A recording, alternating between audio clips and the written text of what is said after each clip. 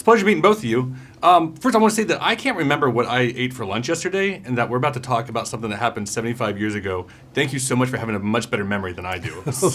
Wait, you haven't talked to us yet. Well, we'll get there. Can you tell me, what was the audition process like when you guys joined the production? Well, my father was in the movie industry. He was a screenwriter, and he took me over to audition for the part of Bambi. And my father knew Walt Disney and knew what was going on in the industry. And so as I recall it or have heard, I thought there were 30 or so people. I think Donnie has a little different recollection about that. But my voice was not correct for the part of Bambi, and so they sort of rejected me. And later on, the animators were listening to some of the voices that had been recorded, and I believe it was Frank Thomas or one of the other animators who said, "Hey, that kid would be great for the rabbit." And so that was the audition process for Thumper. Yeah. I don't think they actually auditioned any other kids. So it was, from my perspective, kind of an easy deal. How about for Bambi? Nobody can match him for Thumper. Nobody. I've been trying to imitate him. Can't do it. My experience is a little bit different. I've been in 6 or 7 movies as a little child, crazy kid movie star with all that curly hair. Okay? And Mr. Disney personally called my mother in Westwood here, where we lived, and invited us to come to the studio to be the facial model for it. And we did not know that much about Disney. That's the honesty of that. My mother made some phone calls and called our agent. We had an agent. I had an agent for several films, right? I'd be fibbing to you if I didn't tell you I did not like this fellow much. I was 5 years old, going on 15 maybe, a little, huh? Here comes our agent. He heard about, he's going to be in a cartoon. No, we don't want him in a cartoon. I'm going to put him in another movie coming up soon. No cartoon. He got very tough with my mother. I mean, really tough. In my own house, right? I fired him.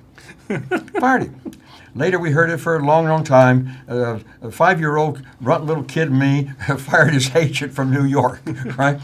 When we went to Disney's studio, a lot of construction, as I remember, going on. There had some newness to it. I was thrilled to death. Thrilled to death.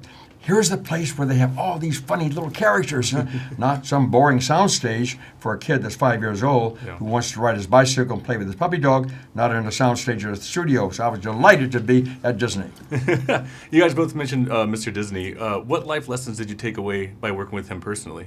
Well, it certainly was not an unpleasant or difficult person to work with.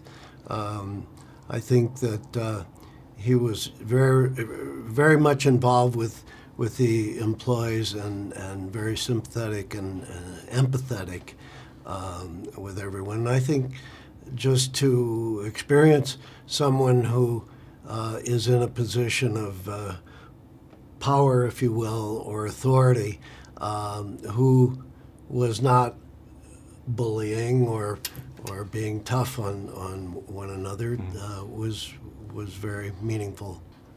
He was a leader. He really was. I'd seen several people in the film industry that were super, super good. I saw some that needed to be good.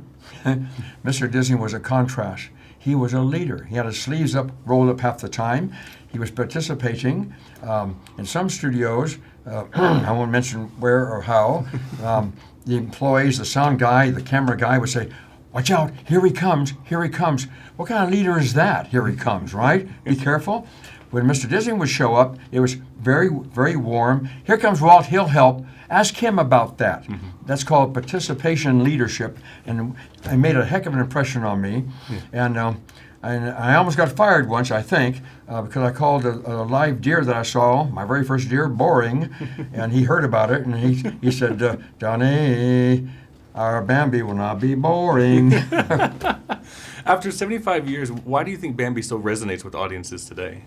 That's a little bit of a tough question to answer. I think I'm sure there are many different reasons. Probably the biggest one is that for whatever reason, the parents saw the movie when they were a child, because their parents dragged them there, and I think everybody loves it. I think the first half of the movie, a lot of people remember it's very light. There's some humor in it, the ice skating scene, and all of these things that people love.